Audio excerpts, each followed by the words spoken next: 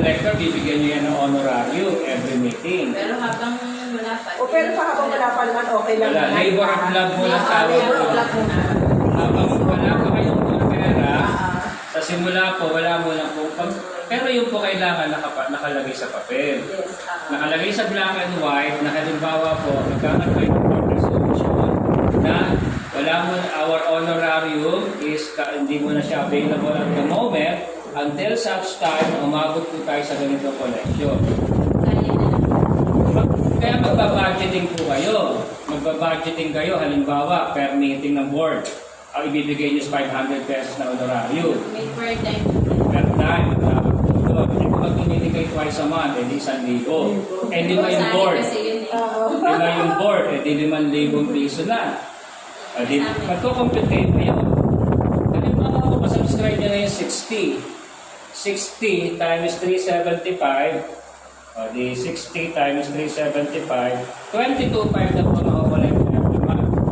O di, mukhang kaya na. Kasi 5,000 lang babayaran mo sa honorarium, tapos yung gastos mo sa expenses mo, kuryente, okay? At yung mga ibang materials, like yung mga paggawa ng ID ng members, yung mga documentation, kailangan ng papel, office supply. So baka kaya na. No? Yan ang dahilan po. Kaya mapapansin niyo po yung mga billionaires ko o pansinin niyo po. Sa Pilipinas po kasi we have 18,850 cooperatives.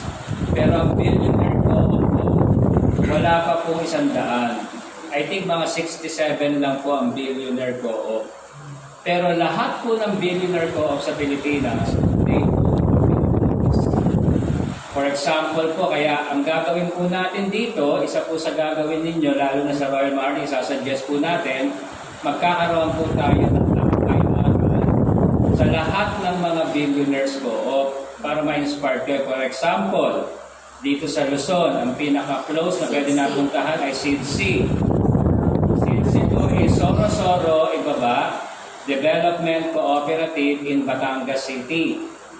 Sila po ay nasa loob ng barangay, kaya hindi po kailangan ng office ay nasa commercial. Hindi po kailangan kita to. Pagpunta kayo sa SIDC, ang kanila pong office ay nasa loob ng barangay Soro-Soro. Live-live po yung lugar na yon. Kung alam niyo po yung barangay Soro-Soro sa Batangas City. Pag pumasok kayo, pagpasok mo pa lang, nakalagay, welcome, barangay Soro-Soro. May kita niyo po doon, amoy babuyan. Kasi ang number 1 po nilang gamit ay PNC.